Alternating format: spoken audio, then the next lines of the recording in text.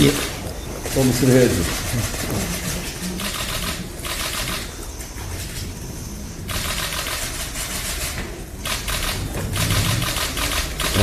됐죠?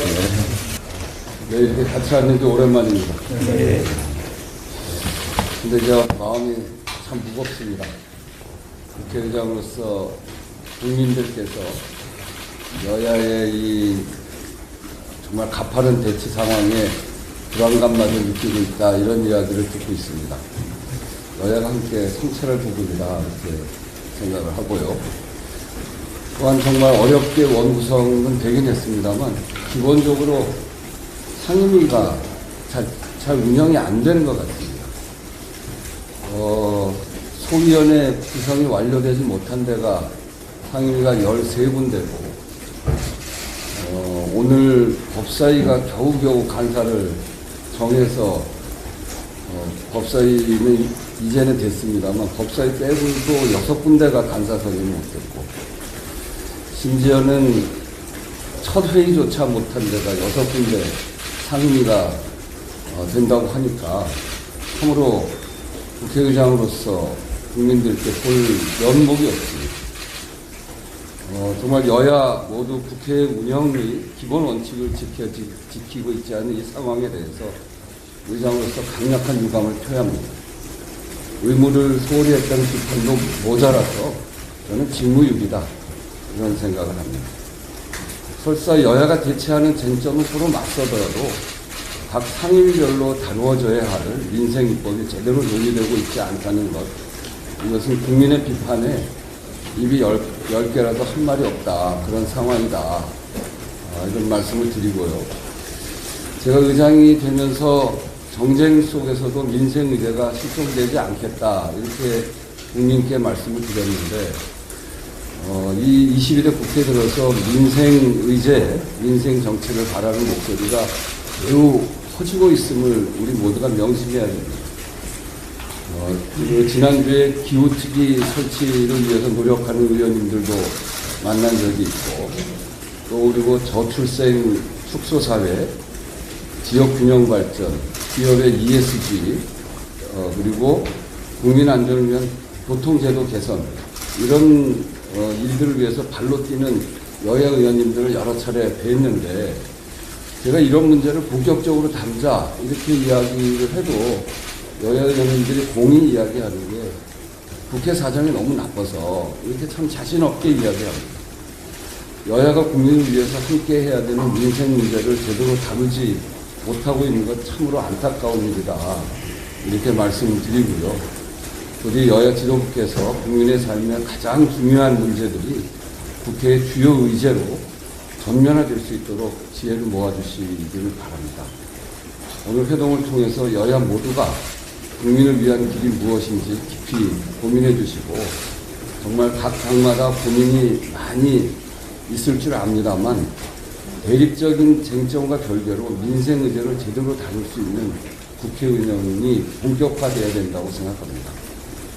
정쟁의 무한 반복으로 해서 여야 모두 빈손으로 돌아가는 정치가 아니고 국민의 민심을 조금이라도 담아서 한 발자국이라도 나아가는 그런 지혜를 모아야 된다고 생각하고, 저도 적극적으로 여야 협의와 민생 국회를 위해서 최선을 다하겠다는 그런 다짐도 함께 말씀드립니다.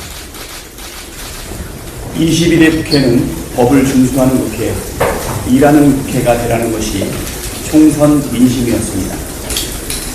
민생을 돌보고 개혁과제를 완수하라는 것이 국민의 명령이었습니다.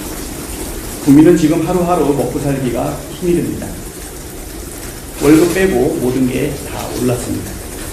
야채값도 오르고 도시가스, 전기료, 공공요금도 들썩입니다. 자영업자 대출 연체액이 자그마치 10조 원입니다. 민생은 말 그대로 파탄 일보 직전입니다. 의장님께서도 말씀하셨지만 그런데 국회는 개정 휴업 상태입니다. 21대 국회와는 완전히 다른 국회를 기대했던 국민께 큰 실망을 드리고 있습니다. 여야가 잘 협의해서 뭔가를 합의할 수 있으면 얼마나 좋겠습니까? 하지만 한쪽이 계속 일을 하지 않겠다고 고집을 피우면 애초부터 협상이나 대화는 어렵습니다. 대화나 타협도 일을 하려는 의지가 있을 때 가능합니다. 국회가 어렵사리 상임위 구성을 마쳤습니다. 그런데 상임위 어떻게 되고 있습니까? 민주당이 위원장을 맡은 상임위는 활발하게 일하고 있습니다. 반면에 국민의힘이 위원장을 맡은 상임위는 제대로 열리지 않고 있습니다. 국회에 돌아오겠다고 한 게 일하려고 한 것이 아니고 혹시 일을 못하게 방해하기 위해서 돌아온 것이 아닌가 국민들이 우려합니다. 집권 여당인데 민생의 어려움을 해결하기 위해 노력하는 것이 아니라 국회의장을 향해 우르르 몰려가고 소리를 지르고 회의를 방해하고 또 개원식에 대통령 오지 마시라 요청해서 무산시키더니 이제는 의사일정 협의도 보이콧하고 있습니다. 게다가 요즘은 전당대회를 하면서 막장 드라마 뺨치는 집안 진흙탕 싸움에 여념이 없습니다. 이게 제대로 된 집권 여당의 모습인지 국민들 보기에 민망합니다. 이제 더 이상 국회를 파행시켜서는 안 됩니다. 국회가 처리해야 할 민생 법안, 개혁 법안들이 산더미입니다. 소수당의 용리에 질질 끌려다니면서 국회가 일을 하지 않는 건 결코 바람직한 모습이 아니고 총선 민심에도 반하며 민주주의 원칙에도 맞지 않습니다. 불법을 용인하고 때법에 끌려다니는 것은 법을 준수해야 되는 국회, 일하는 국회와는 거리가 멀어도 한참 멉니다. 존경하는 우원식 의장님께서 국회의장님께서 결단을 내리셔야 할 때가 되었습니다. 일하지 않는 국회, 그 국회가 파행하는 것을 계속 지켜보는 것은 일종의 책임을 다하지 않는 것입니다. 18일에 당장 국회법에 따라서 본회의를 열어주시고 법안 처리를 할 수 있도록 의장님께서 결단을 내려주십시오. 존경하는 우리 추경호 원내대표님, 국민의힘도 국민 앞에서 일하는 모습을 보여주시기를 촉구드립니다. 파업도 모자라서 계속해서 업무 방해하는 것을 국민께서 용서하지 않으실 것입니다. 누가 일하는지, 누가 일을 방해하는지 국민께서 다 지켜보지 않겠습니까? 일하는 국회로 빨리 들어와 주시기를 촉구드리는 바입니다. 네, 오랜만에 국회의장님 주제로 여야 원내대표가 의사일정과 관련한 내용 등을 포함해서 협의하기 위해서 이 자리에 참석을 했습니다. 그런데 이런 회동이 과연 무슨 의미가 있는지 사실은 회의가 듭니다.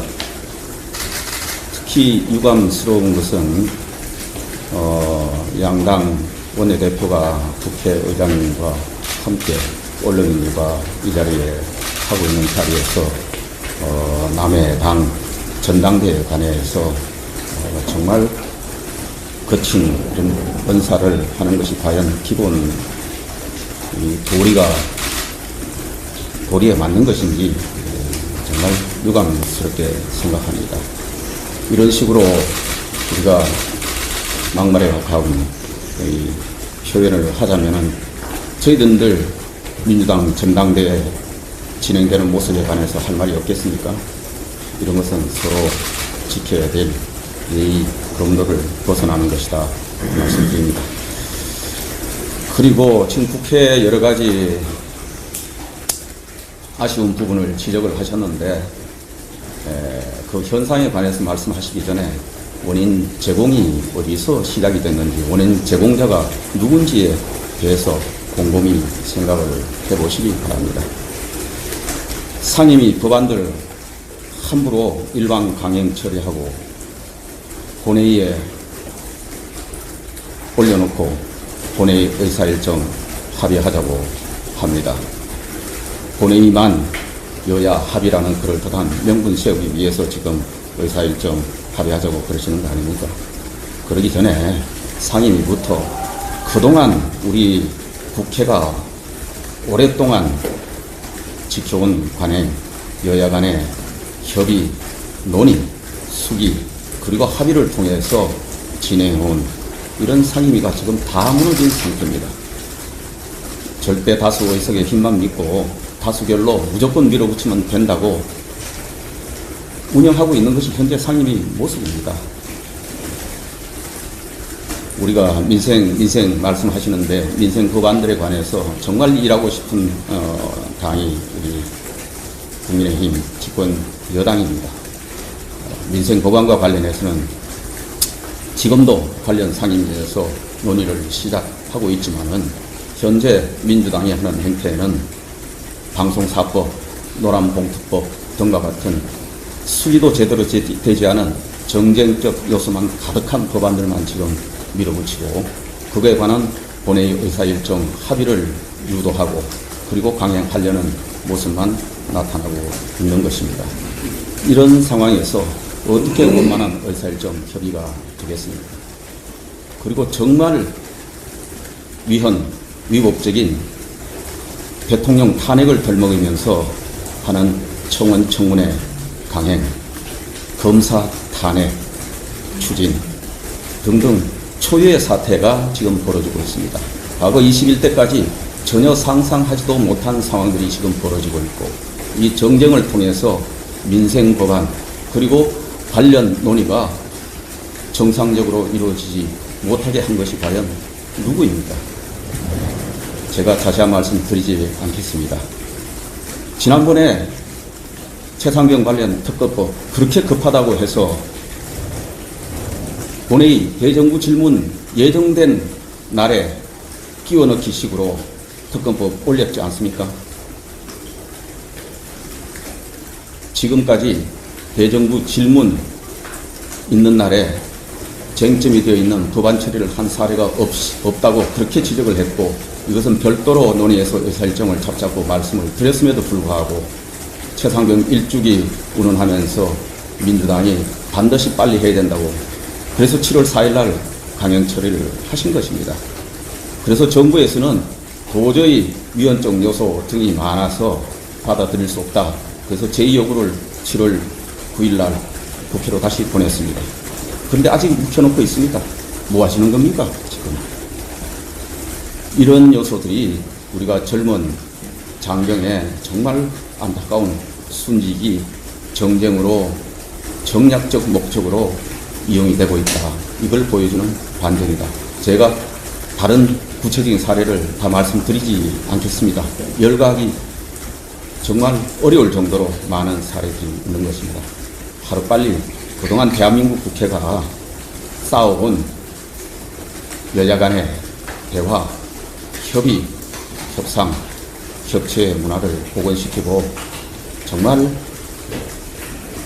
국회가 여야 간에 함께 민생을 위해서 수기하고 논의하고 정답을 찾아가는 그런 모습으로 돌아오기를 촉구합니다. 네, 참 쉽지 않군요.